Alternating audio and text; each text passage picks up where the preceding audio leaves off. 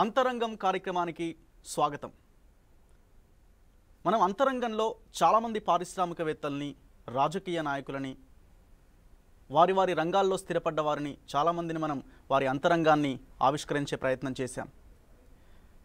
కానీ ఇవాళ మనం నీ కోసం జీవిస్తే నీలో నీవే జీవిస్తావు, ప్రజల కోసం జీవిస్తే, జనాల కోసం జీవిస్తే జన హృదయాల్లో నిలిచిపోతావు అన్న అంబేద్కర్ మాటలు నిజం చేస్తూ జనం సమస్యలని ఎలుగెత్తి చాటుతున్న ఒక ప్రముఖ వ్యక్తిని మీకు ఇవాళ పరిచయం చేయబోతున్నాను. ఆయన అంతరంగాన్ని ఆవిష్కరించబోతున్నాను.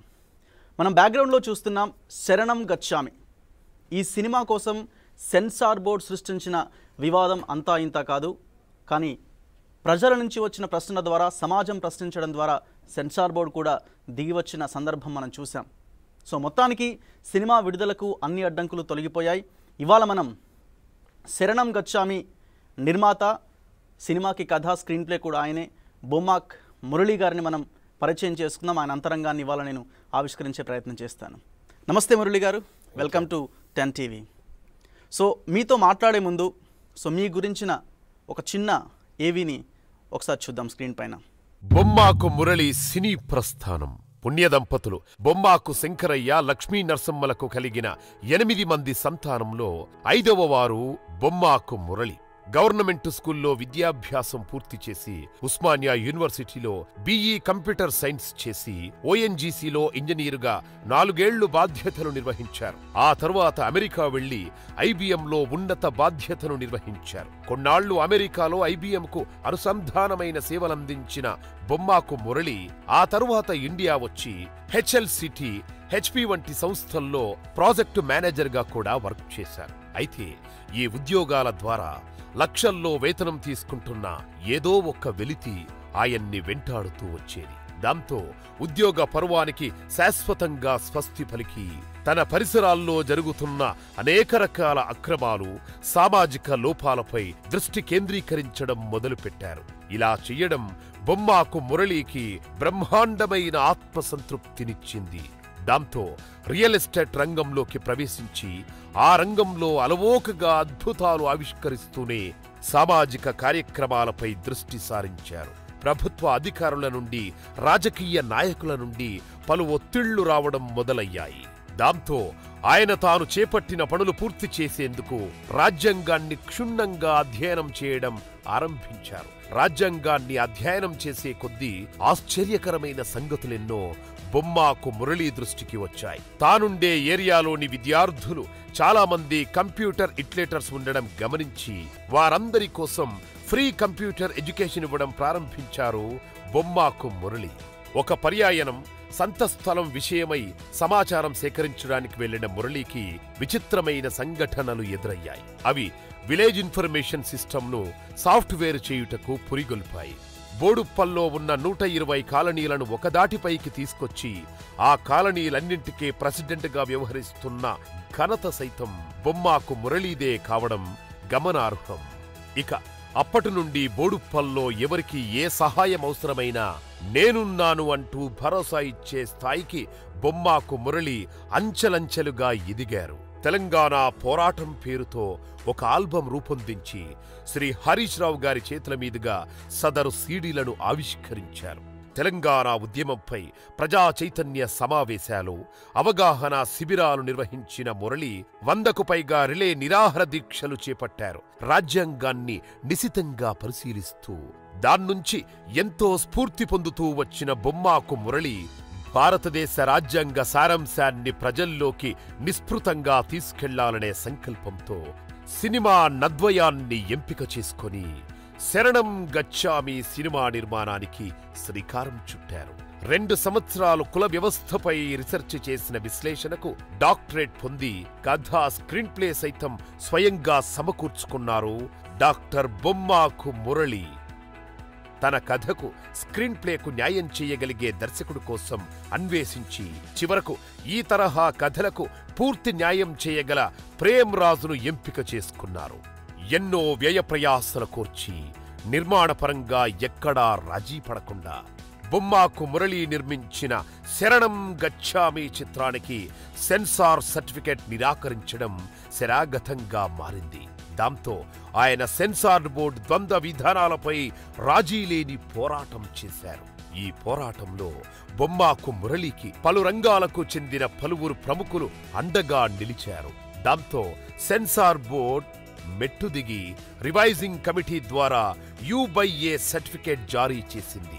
సెన్సార్ ఇబ్బందులు ఎదుర్కోకముందు శరణం గచ్చామి సినిమా నా సినిమా, నేను నిర్మించిన సినిమా అనుకున్నా గాని సెన్సార్పై నేను సాగించిన సమరంలో నాకు లభించిన మద్దతు చూశాక ఇది అందరి సినిమా, ప్రతొక్కరు చూసి తీరాల్సిన సినిమా అని అర్థమైంది. అందుకే ఈ చిత్రాన్ని భారతదేశ ప్రజలందరికీ అంకితం చేస్తా అంటున్నారు బొమ్మాకు మురళి. శరణం గచ్చామి విడుదలైన వెంటనే ఓ యువ ప్రతిభాశాలి దర్శకత్వంలో మరో అస్త్రం సంధించేందుకు సైతం బొమ్మాకు మురళి సన్నాహాలు చేసుకుంటున్నాడు. ఈ సందర్భంగా డాక్టర్ బొమ్మాకు మురళి గారికి ఆల్ ద బెస్ట్ తెలియజేస్తూ శరణం గచ్చామి, రాజ్యాంగ శరణం గచ్చామి. రైట్ మురళి గారు, ఏవి చూసాం మనం. ఏవీలో ఒక ఇంపార్టెంట్ పాయింట్ నేను గమనించాను.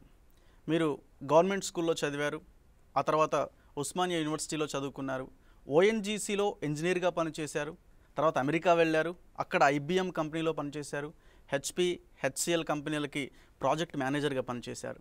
కట్ చేస్తే శరణం గచ్చామి అన్న ఒక సినిమాకి మీరు నిర్మాత. సో ఏంటి అంటే ఈ వేరియేషన్ చాలా తేడా కనిపిస్తోంది, వైరుధ్యం కనిపిస్తోంది. ఎక్కడ మీకు ఈ ఆలోచన వచ్చింది? లైఫ్ జర్నీలో నేను అన్రెస్ట్ఫుల్గా ఉన్నాను ఆల్ ద టైమ్. అయితే డెస్టినేషన్ ఏంటి అనేది నాకు తెలియదు. అన్వేషణ అనేది జరుగుతూ ఉంది నాకు తెలియకుండా. చదువుకోవటం అనేది యాదృతంగా జరిగేది. అది ఒక ఇంజనీరింగ్ ఉస్మానియా యూనివర్సిటీలో క్యాంపస్లో వండుకుంటూ చదవటం అనేది నాకు అక్కడ పెద్దగా తృప్తిగా అనిపించలేదు. సాటిస్ఫాక్షన్ అనేది మీకు దొరకలేదు. దెన్ యుఎస్లో నాకు జాబ్ ఆపర్చునిటీ వచ్చేది, వెళ్ళాను. ఇంకా అక్కడ పోయి మళ్ళా సహజంగానే I was a bachelor there. So see the beautiful life there in US, the crazy what we have been thinking of it as a teenagers or as a bachelors. But you know అక్కడ కూడా almost 3 years నేను spend చేసినాక మళ్ళీ ఏంటి ఇది అంటే నాకు డబ్బులు అనే ముఖ్యము అయితే there are many sources I can go and have it. ఆరు విజిట్ చేసి ఇట్లాంటి కంట్రీస్లో ఒకసారి చూడాలంటే ఎంత how long you can see. అది అంటే నాకు తెలియని ఏదో ఒకటి నన్ను పీడిస్తుంది అన్నట్టు అనిపించేది. దెన్ ఇండియాకు వచ్చినాక తర్వాత మ్యారేజ్ చేసుకోవాల్సి వచ్చింది. సో మా missus she's from Assam.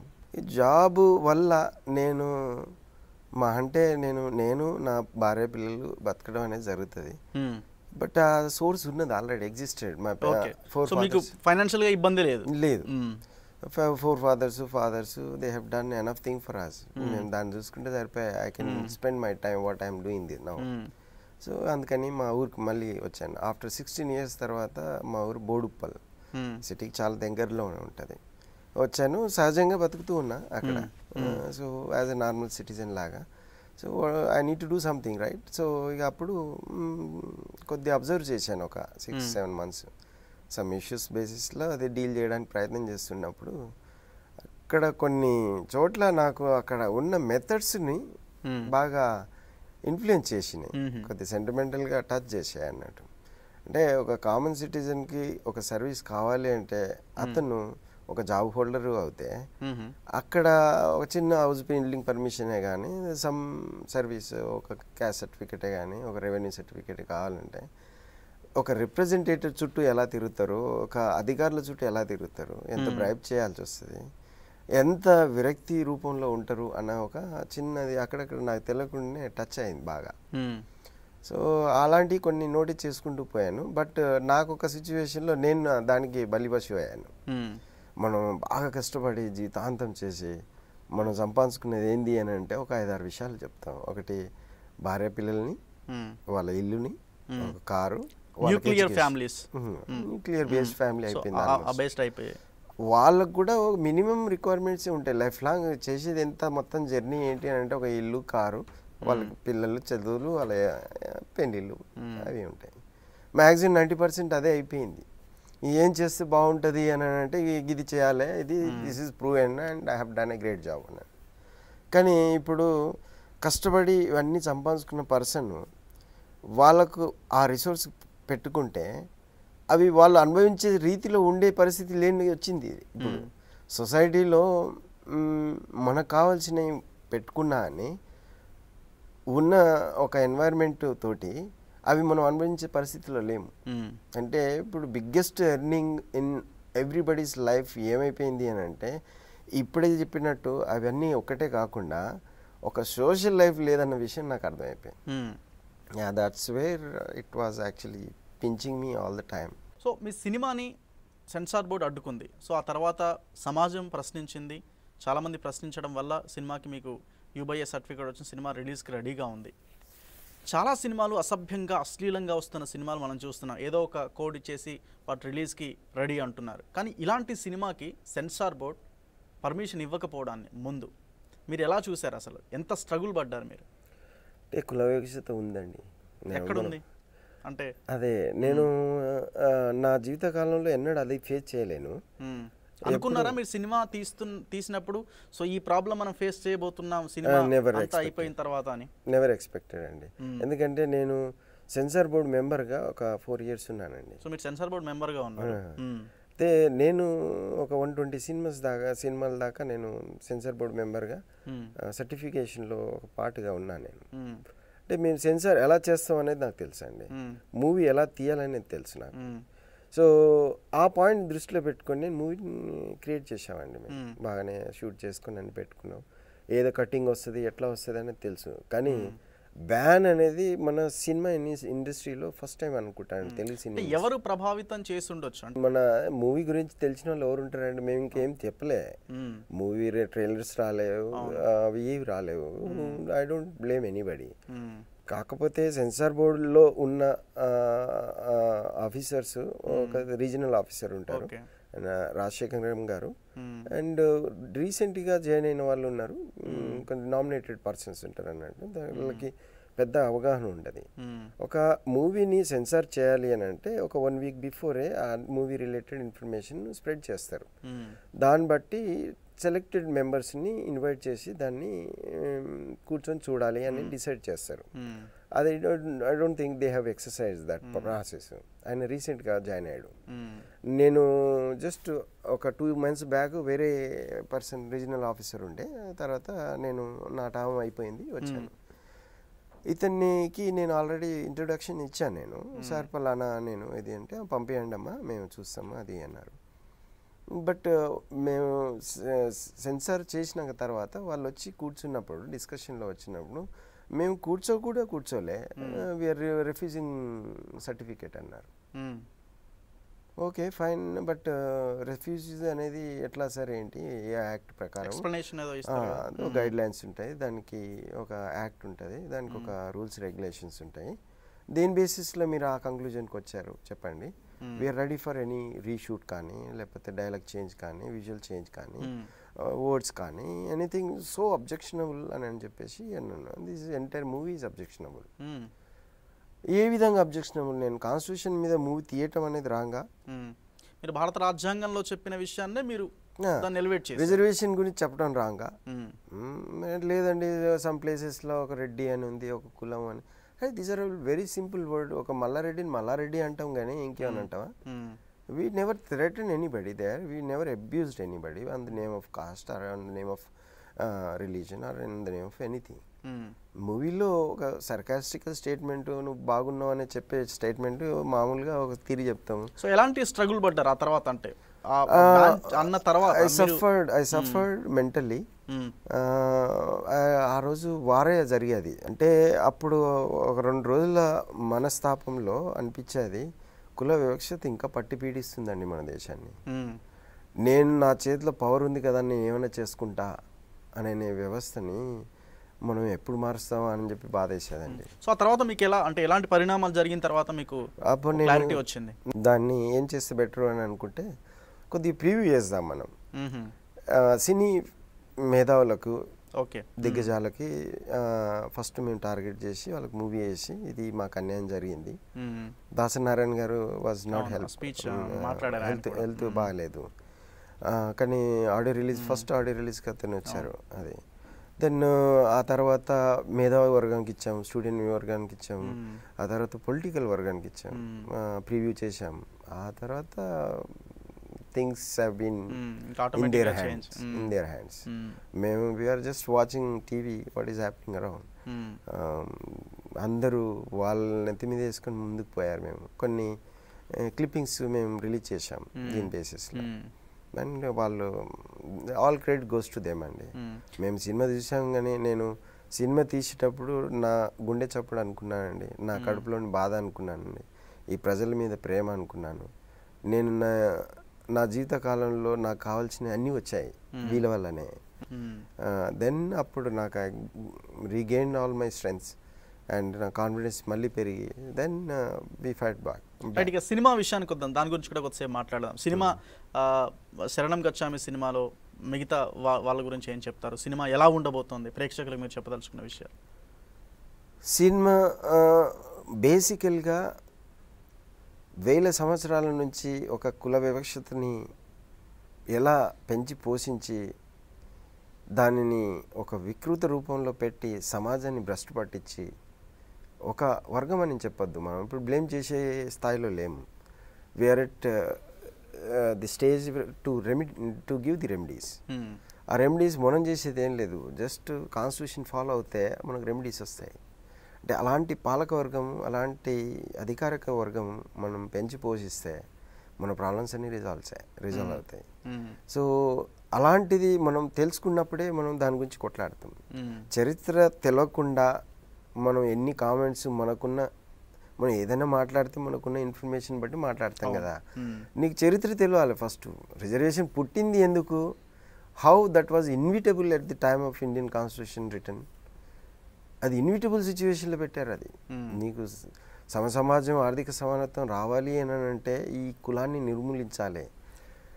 Constitution వచ్చినాక తర్వాత మానవ మనగడను నిర్దేశించే ఒక గ్రంథం అది. దాన్ని మనం నేర్చుకుందాం. ఈ గ్రంథాలు, వేదాలు కానీ, ఉపనిషత్తులు కానీ, రామాయణం కానీ, భగవద్గీతలు ఎన్ని నేర్చుకున్నది ఓకే అండి, మీ పర్సనల్ ఇంట్రెస్ట్ అది. దాంతో జ్ఞానం రావచ్చు, మంచి వ్యక్తి కావచ్చు, బట్ ఒక మంచి సిటిజన్ కావాలి అని అంటే, భారతీయ పౌరుడు కావాలి అంటే మెసేజ్తో పాటుగా కమర్షియల్ ఎలిమెంట్స్ కూడా సినిమాలో ఉన్నాయి. లేకపోతే నవరసాలు పండించే ప్రతి అంశాన్ని మేము ఒక్కటి కూడా నెగ్లెక్ట్ చేయలేండి. పాటలు ఉన్నాయి, ఫైట్లు ఉన్నాయి, రొమాన్స్ ఉంది, లవ్ స్టోరీ ఉంది, ఫ్యామిలీ డ్రామా ఉంది, స్టూడెంట్ లైఫ్ ఉంది, మళ్ళీ మెసేజ్ కూడా ఉంది. సో ఏం సాధించాలనుకుంటున్నారు మురళి గారు? ఇంకా సార్ నేను సినిమాలు, ఇలాంటి సినిమాలే కంటిన్యూ అవుతారా? ఇంకా నేను కాన్స్టిట్యూషన్ మీద సినిమాలు తీయటం అనేది ఇన్విటబుల్ సిచ్యువేషన్ నాకు వచ్చేదండి. లేకపోతే నేను నార్మల్గా ఉండలేకపోతున్నా. సో కాన్స్టిట్యూషన్ మీద సినిమాలు తీయబోతున్నారు? 100 సినిమాలు తీస్తానండి. 100 సినిమాలు తీస్తారు? సినిమాలు తీయాల్సిందే, ఎందుకంటే this is our life. This is our life, we have to be.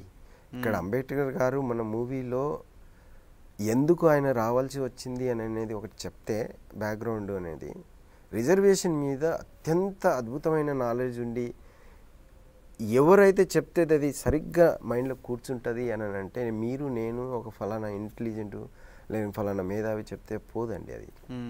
దాన్ని పుట్టించిన వాళ్ళు, దాని మీద శోధించిన వాళ్ళు, దాని మీద పట్టున్న వాళ్ళు చెప్తేనే కరెక్ట్ అని చెప్పేసి ఈ మూవీలో అంబేద్కర్ గారి ఆత్మరూపంలో పట్టుకొచ్చామండి. కానీ నేను అదే విషయాన్ని మెన్షన్ చేస్తున్నాను, ఎప్పుడు ఈ మార్పు సాధ్యం అవుతుందని మీరు అనుకుంటున్నారు ఈ దేశంలో? సో నెక్స్ట్ ఇంకా కాన్స్టిట్యూషన్లో ఉన్న ఏ అంశం పైన సినిమా తీద్దాం అనుకుంటున్నారు? అలా ఒక ఆలోచనకు వచ్చి ఉంటారు మీరు? నెక్స్ట్ నా టార్గెట్ ఈజ్ సిటిజన్ని కదిలించే ఒక అంశం అండి, అది vote and election system. Okay. Vote and election system అనేది is person he has to be participative. వాళ్ళ పాలక వర్గాన్ని, అధికార వర్గాన్ని క్రియేట్ చేసుకున్న ఒక అంశం అది. ప్రజల చేత, ప్రజల కొరకు, ప్రజల వలన ఏర్పడే ప్రభుత్వాన్ని ఏర్పడే అవకాశం ఒక ఓటుతోటి, ఎలక్షన్ సిస్టమ్ తోటి జరుగుతుంది. దానికి ఆ హక్కును కాన్స్టిట్యూషన్లో ఎందుకు పెట్టారు, దాని పుట్టుపూర్వకాలు, దాని విధి విధానాలు, దాన్ని మనం ఎలా వినియోగించుకొని దాన్ని ఏంటిది మనం చేసుకుంటాం, మన సిటిజన్కి ఎలాంటి బాధ్యత ఉంది అనే విషయాన్ని నేను పక్కా చర్చిస్తానండి, వాళ్ళ దృష్టిలో, వాళ్ళ కోణంలో. వాళ్ళ ఇంటికి పోయి ఆ ఓటు అనేది వాళ్ళు భుజం తట్టి రోజు వెతికిపిస్తుందండి. Yes, I have to utilise it. వాలంటరీగా వాళ్ళు వచ్చి లైన్లో నిలబడాలి. ప్రతి ఒక్కరు irrespective caste, religion, education, uneducated, politician, anything, they have to stand in the queue and catch that vote. దాన్ని మనకు మన భవిష్యత్తు తరాలకు ఉపయోగపడే ప్రజాస్వామిక వ్యవస్థని ఎలా నిర్మించుకోవాలనేది ఆ ఓటుతోటే అవుతుందండి. అది వాళ్ళు వాలంటరీగా తీసుకోవాల్సిన రెస్పాన్సిబిలిటీ అండి. అది నేను చేస్తానండి. Right, thank you very much Murali గారు. సో మంచి కమిట్మెంట్తో ఒక మెసేజ్ ఇచ్చే సినిమా మీరు ప్రజలకు అందించే ప్రయత్నం చేస్తున్నారు శరణం గచ్చామి సినిమాతో. Thank you very much. Thank you sir. So మొత్తానికి శరణం గచ్చామి సినిమా మరికొద్ది రోజుల్లో విడుదల కాబోతోంది. సో మీరందరూ చూడండి. ఖచ్చితంగా మనందరినీ ఆలోచింపజేసే సినిమా. మురళి గారితో మనం మాట్లాడడం, ఖచ్చితంగా ఈ సమాజంలో మార్పు రావాల్సిన అవసరం ఉందన్నది ఆయన చెబుతూ ఉన్నారు. ఇది బొమ్మాక్ మురళి గారి అంతరంగం. చూస్తూనే ఉండండి 10 టీవీ, ప్రజలే వార్తలు. గగన్ మేధో జ్వల జాల శిఖా ఛటాగ్ని రూపొందే మానవాకృతి.